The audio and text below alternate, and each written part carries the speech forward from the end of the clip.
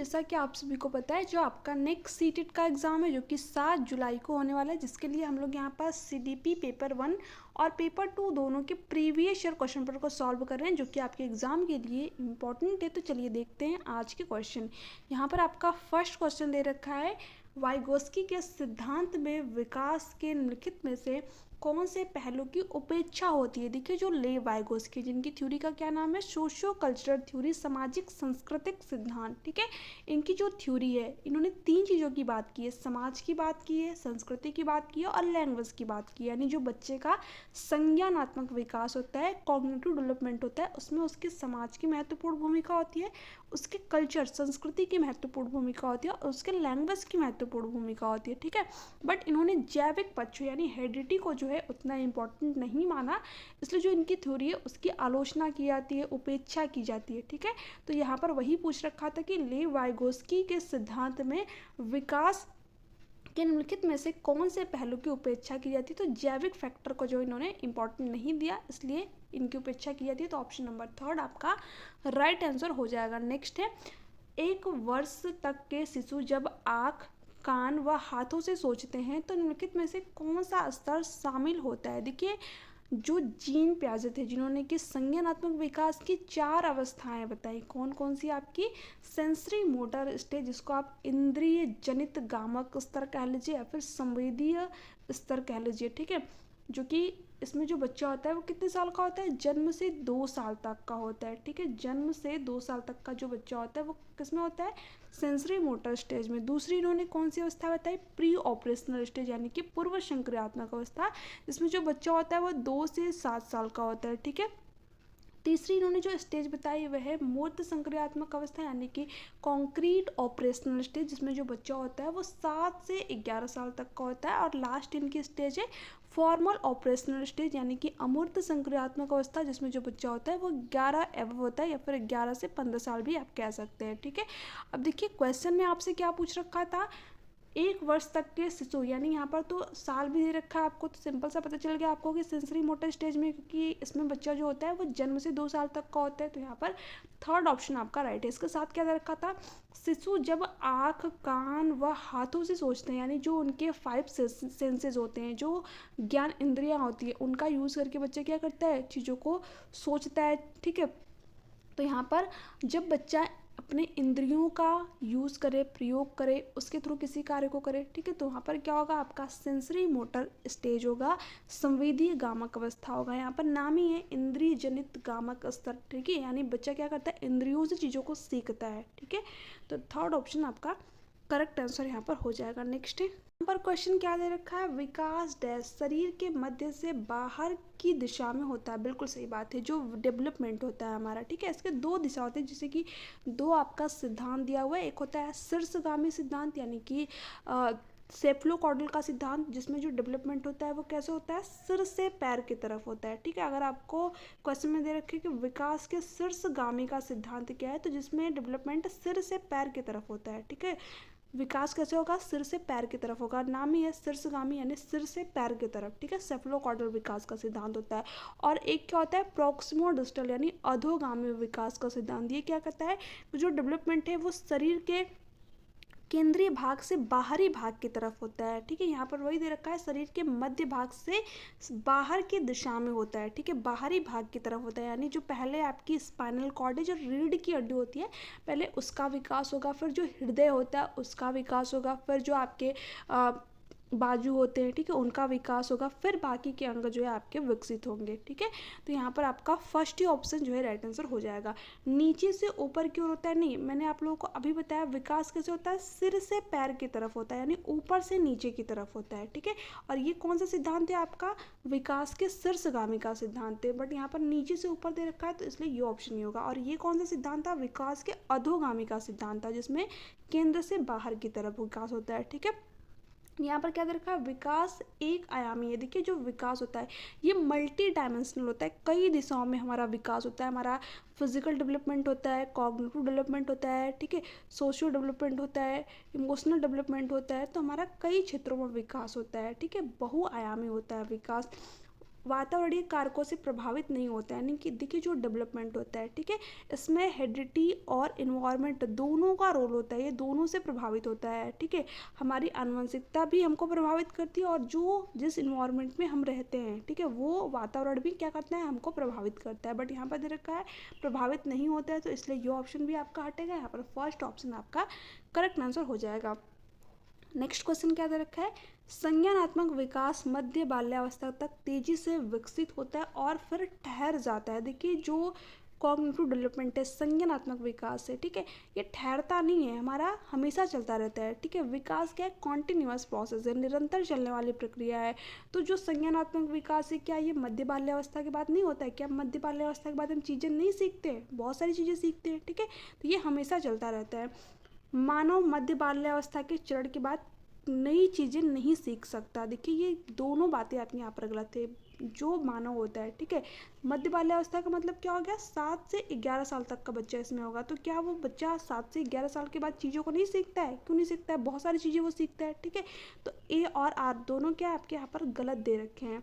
तो fourth option आपका right answer यहाँ पर हो जाएगा। नेक्स्ट है, देखिए यहाँ पर क्या दे रखा है, श्रवण बाधित वाले विद्यार्थियों के समावेशन हेतु एक अध्यापिका को डैश उस वक्त बोलने से बचना चाहिए जब विद्यार्थी उसका चेहरा न देख पाए, ठीक है। सांकेतिक भाषा के प्रयोग को हतोत्साहित करना चाहिए। देखिए जब बच्चा श्रवण बाधित है, यानी चीज़ों को सुन नहीं पा रहा है, ठीक है, तो ऐसे में साइन लैंग्वेज का यूज करना चाहिए। जैसे कि साइन लैंग्वेज क्या होता है, जैसे कि हम क्या करते हैं, इशारों में बातें करते हैं कभी कभी, तो वहाँ पर क्या करते हैं, हम साइन लैंग्वेज का यूज करते हैं। तो ये तो बच्चे के लिए हेल्पफुल रहेगी, क्योंकि बच्चा सुन नहीं पा रहा है, बट साइन लैंग्वेज में तो चीज़ों को समझ पाएगा। बट यहाँ पर दे रखा है हतोत्साहित करना चाहिए, तो डिस्करेज नहीं करना चाहिए, इस चीज़ को इनकरेज प्रोत्साहित करना चाहिए। तो ये ऑप्शन नहीं होगा आपका यहाँ पर। सहायक तकनीकी प्रौद्योगिकी के उपयोग से बचना चाहिए। देखिए जब बच्चा श्रवण बाधित है, तो ऐसे में हम क्या करेंगे, उसके सामने चित्रात्मक चीज़ें प्रस्तुत करेंगे, ठीक है, सहायक तकनीकी का यूज़ करेंगे, ठीक है, उसके उपयोग से बचेंगे नहीं, उसका हम जो है उपयोग करेंगे। तो ये ऑप्शन में नहीं होगा आपका यहाँ पर। जानकारी प्रकरण के लिए अतिरिक्त समय नहीं देना चाहिए, ये तो बिल्कुल ही गलत हो जाएगा, क्योंकि आपने देखा होगा जो बच्चे डिसेबल होते हैं उनको एग्जाम में भी एक्स्ट्रा टाइम दिया जाता है, ठीक है। सीटेट का एग्जाम देख लीजिए, जिसमें जो बच्चे डिसेबल होते हैं उनको एक्स्ट्रा टाइम मिलता है थोड़ा सा, ठीक है। क्यों? क्योंकि बच्चे थोड़े से डिसेबल होते हैं तो उनको टाइम ज़्यादा लगता है, ठीक है। तो ये तो आपका यहाँ पर गलत होगा। यहाँ पर क्या है, फर्स्ट ऑप्शन आपका करेक्ट है, उस वक्त बोलने से बचना चाहिए जब विद्यार्थी उसका चेहरा न देख पाए, ठीक है। एक टीचर को जब विद्यार्थी जो है श्रवण बाधित है, सुनने में असमर्थ है, तो उस टाइम, ठीक है, क्या करना चाहिए, जब बच्चा उसका टीचर का चेहरा देख पा रहा है तो उस टाइम टीचर को बोलना चाहिए। जब बच्चा चेहरा टीचर का देख ही नहीं पा रहा है, ठीक है, इसे देखने का मतलब क्या हो गया, टीचर के हाव भाव से समझ जाता है बच्चा, ठीक है। तो अगर टीचर जो है बच्चे के सामने बोल रहा है, बच्चा सुन नहीं पा रहा है, बट कहीं ना कहीं जो वो टीचर के हाव भाव को देखेगा, उसके बोलने के तरीकों को देखेगा, तो कुछ बच्चे समझ जाते हैं, ठीक है।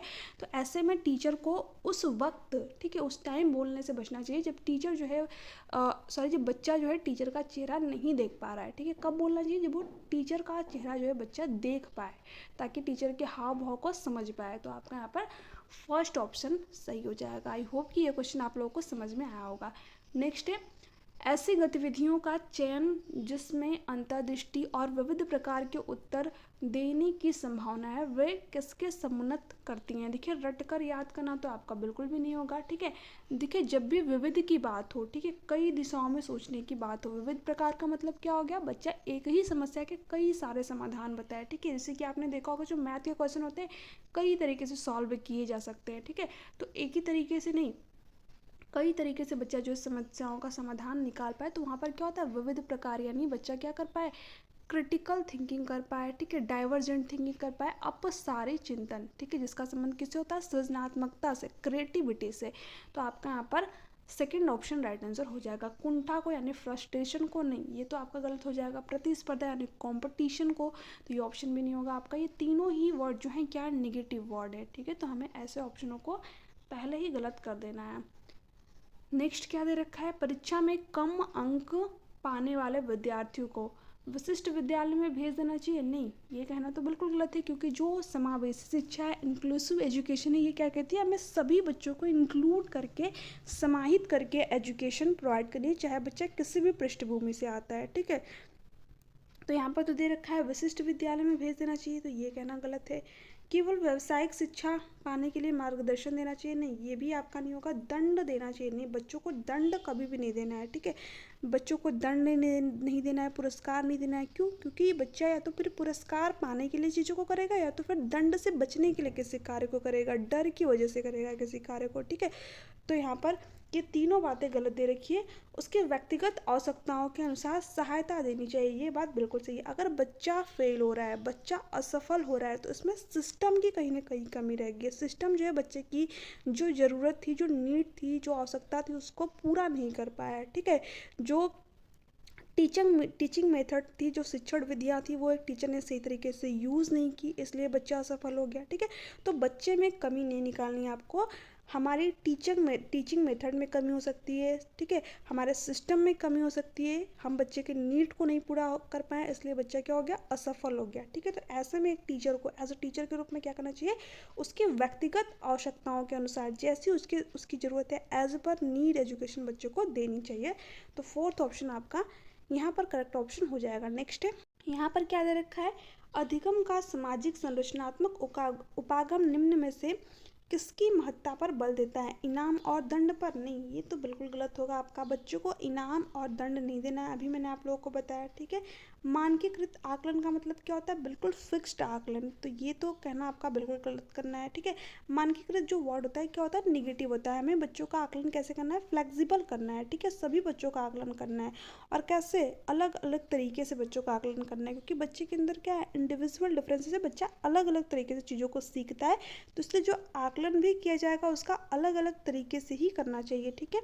प्रतिपादक अध्यापक, देखिए ये कहना तो बिल्कुल ही यहाँ पर अध्यापन होगा, ठीक है, अध्यापक नहीं होगा, अध्यापन होगा, ठीक है। यानी इस बच्चे कितना अंक पाए, ठीक है, कितना उन्होंने जो है प्रतिपादित किया चीज़ों को, तो ये तो बिल्कुल ही गलत हो जाएगा आपका। अंक पे फोकस नहीं करना है, बच्चे के सीखने पर फोकस करना है, बच्चा कितना चीज़ों को सीख पाया।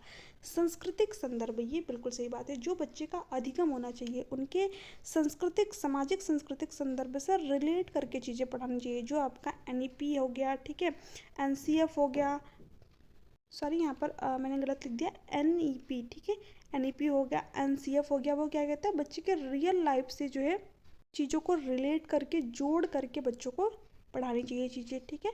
तो आपका यहाँ पर थर्ड ऑप्शन करेक्ट है। अधिगम सबसे अधिक प्रभावशील और अर्थपूर्ण होगा यदि यह संदर्भित रूप में हो, बिल्कुल सही बात है। अगर जो है बच्चा कॉन्टेक्स्ट में चीज़ों को सीखेगा, संदर्भ में चीज़ों को सीखेगा, तो वो क्या होगा, अधिक प्रभावशाली होगा, अर्थपूर्ण होगा, मीनिंगफुल होगा, बिल्कुल सही बात है, ठीक है।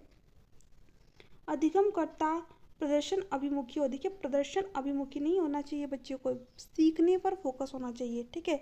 मास्टरी ओरिएंटेड होना चाहिए, महारत अभिमुखी होना चाहिए, यानी बच्चे का सीखने पर फोकस हो, प्रदर्शन पर नहीं होगी कि मैंने कितना बेहतर किया, कितना नहीं किया, इस चीज़ पे फोकस नहीं करना है।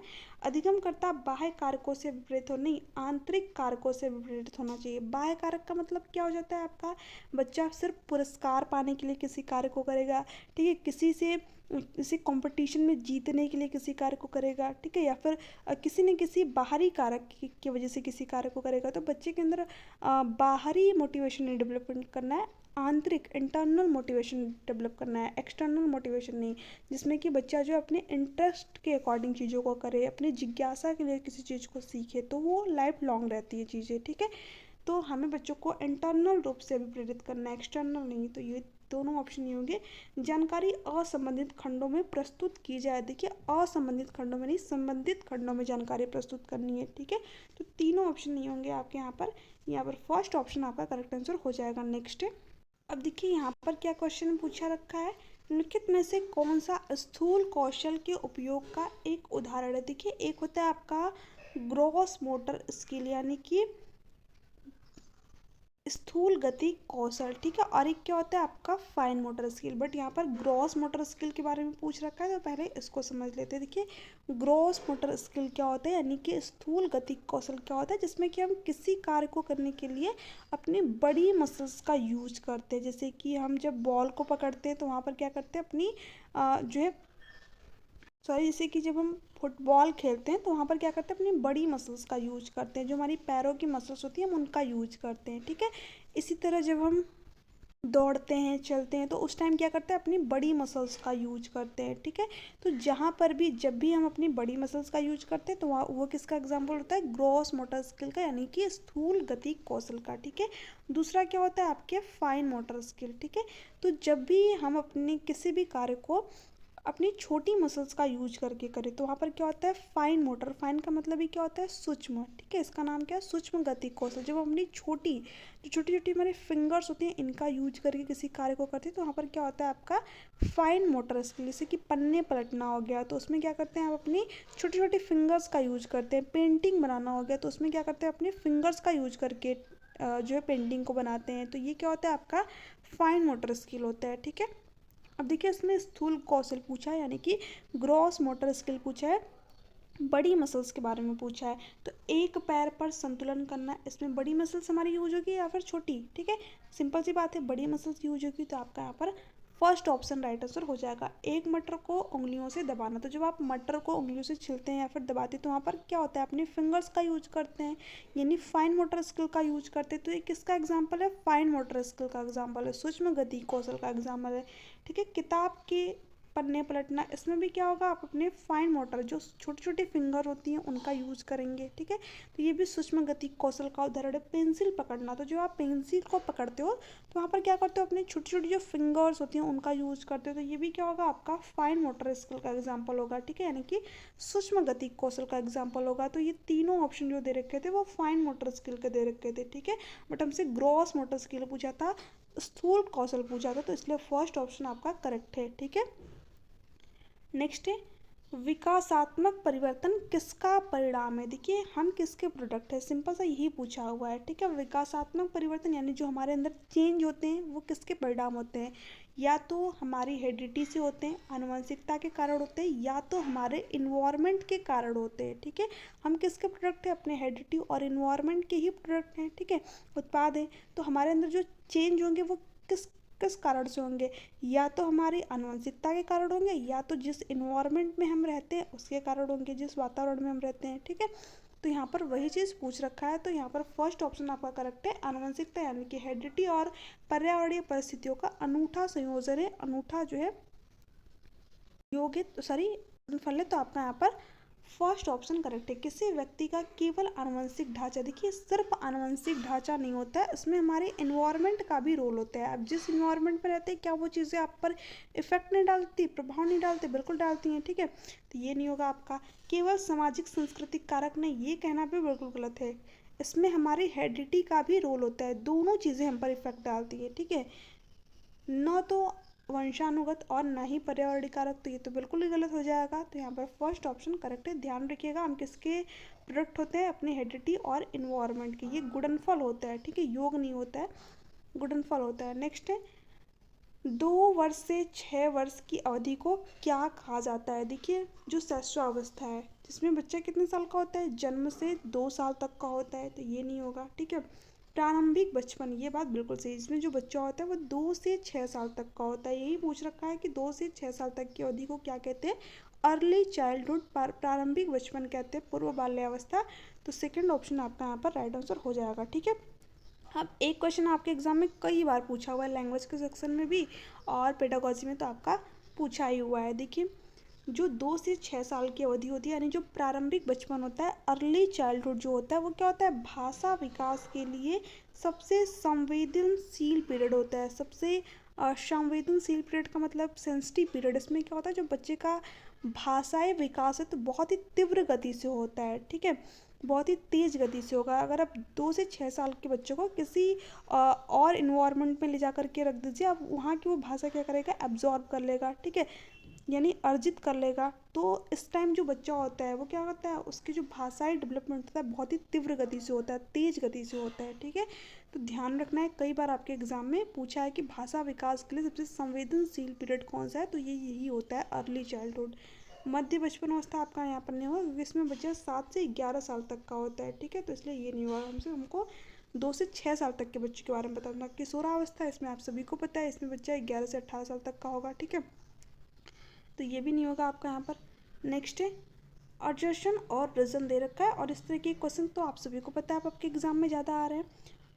और जश्न क्या दे रखा है, अभिकथन शहरों में बच्चों का बहुत सारा खेल उन रियलिटी टीवी शो पर आधारित होता है जो वे देखते हैं। बिल्कुल सही बात है, जो बच्चा देखता है उसी तरीके की जो है खेल वो रियल लाइफ में भी खेलता है जो उसने टीवी में देखे हैं। ठीक है, तो वो क्या करता है अपने रियल लाइफ में भी उन चीज़ों को यूज करता है। जैसे कि आपने देखा होगा जो छोटे बच्चे होते हैं वो कार्टून को देखते रहते हैं, तो वो उसी तरीके का बिहेव भी करते हैं। यानी बच्चा क्या कर रहा है, मीडिया से चीज़ों को एब्जॉर्ब कर रहा है, सीख रहा है। ठीक है, तो कहीं ना कहीं जो मीडिया है वो क्या कर रही है, सामाजिकरण बच्चे क्या कर रही है। ठीक है, और मीडिया क्या है, सामाजिकरण का द्वितीय कारक है। इसके बारे में मैंने आप लोगों को डिटेल में अपने प्रीवियस वीडियो में बताया, तो अगर आपने उन वीडियो को नहीं देखी तो एक बार जरूर देखिए। चैनल के प्लेलिस्ट सेक्शन में आपको सारी क्लासेस जो है मिल जाएंगी। इन दिनों परिवार और साथियों के अतिरिक्त मीडिया बच्चों के सामाजिकरण का एक महत्वपूर्ण माध्यम बनता जा रहा है। ये भी बिल्कुल सही बात है। अभी मैंने आप लोगों को बताया बच्चा क्या कर रहा है, मीडिया से भी बहुत सारी चीज़ें सीख रहा है। ठीक है, अगर वो अच्छी चीज़ें देख रहा है तो अच्छी चीज़ों को सीखेगा।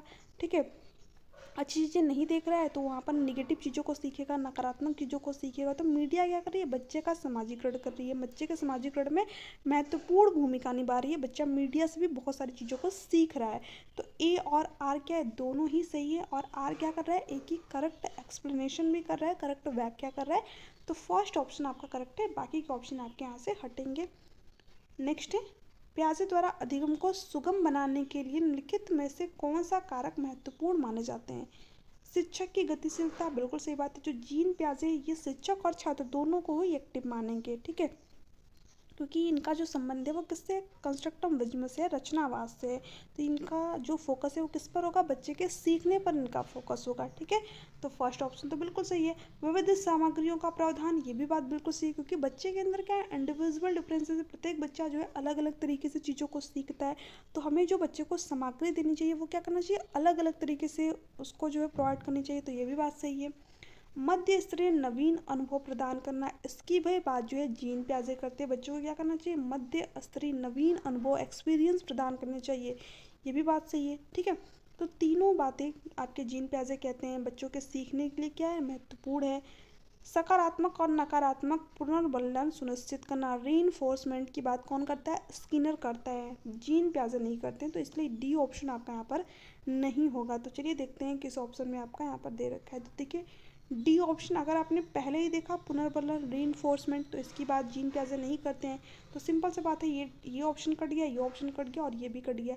सेकंड ऑप्शन आपका यहाँ पर राइट आंसर हो जाएगा। बाकी के ऑप्शन के बारे में मैंने आप लोग को बता ही दिया यहाँ पर। तो ए बी सी क्या आपका यहाँ पर राइट आंसर हो जाएगा। ठीक है, अब ये 2 क्वेश्चन 3 क्वेश्चन है आपके यहाँ पर, इनको कर लेते हैं फिर खत्म। ठीक है, चलिए,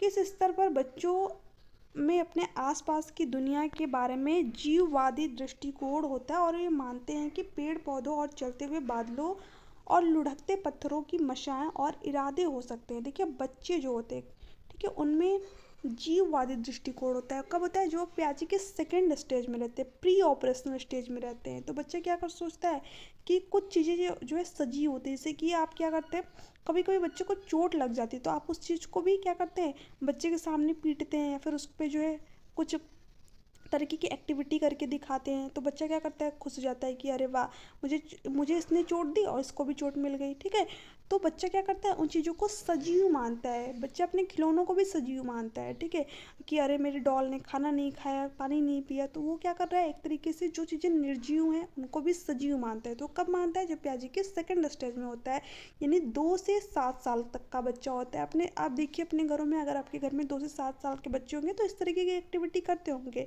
ठीक है, तो आपका यहाँ पर सेकंड ऑप्शन राइट आंसर हो जाएगा।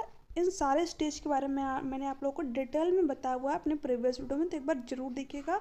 ठीक है, नेक्स्ट है, किसके सिद्धांत में भाषा बच्चों के संज्ञानात्मक विकास में महत्वपूर्ण भूमिका निभाती है। देखिए जो ले वाइगोस्की हैं, अभी मैंने आप लोगों को बताया था जब प्रीवियस क्वेश्चन करा था, तो कि जो ले वाइगोस्की हैं वो क्या कहते हैं, जो बच्चे का संज्ञानात्मक विकास होता है, कॉग्निटिव डेवलपमेंट होता है, इसमें समाज की महत्वपूर्ण भूमिका होती है, कल्चर संस्कृति की महत्वपूर्ण भूमिका होती है, और लैंग्वेज भाषा की महत्वपूर्ण भूमिका होती है। 3 चीज़ों की ये बात करते हैं। ठीक है, तो ये क्या कहेंगे, भाषा की बात हुई। देखिए किसके सिद्धांत में भाषा बच्चों के संज्ञानात्मक विकास में महत्वपूर्ण भूमिका निभाती है, तो कौन कहता है, ले वाइगोस्की। ठीक है, फर्स्ट ऑप्शन आपका करेक्ट आंसर हो जाएगा। जीन पियाजे ये चीज़ नहीं कहते हैं, लॉरेंस कोहलबर्ग इन्होंने तो नैतिक विकास का सिद्धांत दिया था, ठीक है। और इन्होंने संज्ञानात्मक विकास की 4 अवस्थाएं बताई थी, 4 स्टेज बताई थी, जो कि आपको यहाँ पर दे रखी है, ठीक है। Sensory motor stage, pre operational stage, concrete operational stage और फॉर्मल ऑपरेशनल स्टेज। ये किसने दिया है? जीन पियाजे ने दिया है, ठीक है, जो कि स्विट्ज़रलैंड के रहने वाले थे। तो ये सारी चीज़ें आपके एग्जाम में नहीं पूछती हैं, जो पूछती है वो मैंने आप लोगों को यहाँ पर बता दिया। हार्वर्ड गार्डनर जिन्होंने कि मल्टीपल टाइप ऑफ इंटेलिजेंस दिया, बहुबुद्धि का सिद्धांत दिया, इनसे भी आपके एग्जाम में क्वेश्चन आता है, ठीक है। ये भी मैंने आप लोगों को प्रीवियस वीडियो में बताया है। नेक्स्ट है, वाइगोस्की के अनुसार बच्चे किस प्रकार सीखते हैं। अभी मैंने इसी क्वेश्चन को आप लोगों को बताया, यहीं पर बताया। तो जो भी अभ्यर्थी इस क्वेश्चन को ध्यान से देखे होंगे वो इसका जो आंसर इजीली कर पाएंगे। प्रतियोगिता की बात मैंने आप लोगों को बताई नहीं बताई, ठीक है। साथियों के साथ बातचीत करता है, अभी मैंने आप लोगों को बताया बच्चा कैसे सीखता है, समाज से सीखता है। जो बच्चे का संज्ञानात्मक विकास होता है उसमें समाज की महत्वपूर्ण भूमिका होती है, और किसकी होती है? कल्चर की महत्वपूर्ण भूमिका होती है, और लैंग्वेज की। तो यहाँ पर जब बच्चा साथियों से बातचीत कर रहा है तो समाज से इंटरेक्ट हुआ कि नहीं हुआ? हुआ, ठीक है। तो सेकंड ऑप्शन करेक्ट है। पुरस्कार के लिए प्रयास करके दंड से बचकर, ये बात तो बिल्कुल गलत है। जो भी रचनावाद से संबंध रखते होंगे कभी भी बच्चों को पुरस्कार या फिर दंड देने की बात नहीं करेंगे, ठीक है। तो थर्ड ऑप्शन नहीं होगा। उद्दीपक अनुक्रिया अनुबंधन करके, ये तो इसकी बात कौन करते हैं? थॉर्नडाइक करते हैं, व्यवहारवादी लोग करते हैं। तो ये भी ऑप्शन नहीं होगा आपका यहाँ पर। सेकेंड ऑप्शन करेक्ट आंसर हो जाएगा। क्वेश्चन और रह जाता है, तो ये लास्ट क्वेश्चन है आपका यहाँ पर। एक बाल केंद्रित कक्षा में बच्चे, बहुत ही सिंपल सा क्वेश्चन है, निष्क्रिय नकलची के रूप में देखे जाते हैं। नहीं, बच्चा क्या होना चाहिए? एक्टिव होना चाहिए, क्योंकि जो चाइल्ड सेंटर्ड एजुकेशन है क्या कहती है? बच्चे को केंद्र में रख करके एजुकेशन प्रोवाइड की जाए, ठीक है। तो निष्क्रिय तो बच्चा नहीं होगा, ज्ञान के निर्माण में सक्रिय रूप से लगे हुए हैं, ये बात बिल्कुल सही है। यही आपकी चाइल्ड सेंटर्ड एजुकेशन कहती है। बच्चा क्या करता है? अपने ज्ञान का निर्माण स्वयं करता है, ठीक है। बच्चे क्या होना चाहिए? एक्टिव होना चाहिए, सक्रिय होना चाहिए। और टीचर कैसे होना चाहिए? एज ए फैसिलिटेटर, सुविधादाता होना चाहिए। तो सेकंड ऑप्शन आपका करेक्ट है। ब्लैक बोर्ड से उत्तरों की प्रतिलिपि बनाने को अग्रसर होते हैं, यानी नकल करेगा बच्चा एक तरीके से। तो यहाँ पर निष्क्रिय होगा, एक्टिव नहीं होगा, तो ये ऑप्शन भी नहीं होगा। केवल निष्क्रिय श्रोता होने चाहिए, तो निष्क्रिय वर्ड मैंने आप लोगों को क्या बताया? निगेटिव है। बच्चा निष्क्रिय नहीं होना चाहिए, सक्रिय होना चाहिए। जब भी चाइल्ड सेंटर्ड एजुकेशन की बात हो, बाल केंद्रित शिक्षा की बात हो, तो उसमें बच्चा एक्टिव होना चाहिए, सक्रिय होना चाहिए। तो ये तीनों ऑप्शन आपके यहाँ से हटेंगे। सेकंड ऑप्शन आपका करेक्ट आंसर हो जाएगा। तो फ्रेंड्स, ये थे कुछ क्वेश्चन कैसे लगी नीचे कमेंट सेक्शन में कमेंट करके जरूर बताइएगा। वीडियो अच्छी लगी तो चैनल को जो है ज़रूर सब्सक्राइब कर लीजिएगा, वीडियो को ज़्यादा से ज़्यादा लाइक कीजिएगा, और वीडियो को शेयर भी कर दीजिएगा। देखिए, क्लासेस को बनाने में बहुत मेहनत लगती है, मैं आप लोगों को क्लास के बीच में नहीं बोलती हूँ क्योंकि थोड़ा सा फ्लो खराब होता है। तो प्लीज़ अगर आपको वीडियो अच्छी लग रही है तो चैनल को जरूर सब्सक्राइब कर लीजिएगा, बेल आइकन को प्रेस कर दीजिएगा, ताकि हर क्लास की नोटिफिकेशन आपको मिल जाए, ठीक है। और वीडियो को ज़्यादा से ज़्यादा शेयर कीजिएगा। तो चलिए, मिलते हैं आपसे नेक्स्ट क्लास में। अगर आपको इसका पीडीएफ चाहिए तो पीडीएफ आप लोगों को टेलीग्राम चैनल पर मिल जाएगा। टेलीग्राम चैनल पर मैंने आप लोगों को हैंड रिटन नोट्स भी प्रोवाइड किए हुए हैं, जो कि बिल्कुल फ्री हैं। तो आप उन नोट्स को एक बार ज़रूर रीड करें, ठीक है, आपके एग्ज़ाम में काफ़ी हेल्पफुल रहेंगे। तो आई होप कि आप लोगों को आज का सेशन पसंद आया होगा। चलिए, मिलते हैं आपसे नेक्स्ट क्लास में, तब तक के लिए bye bye, take care, thanks for watching.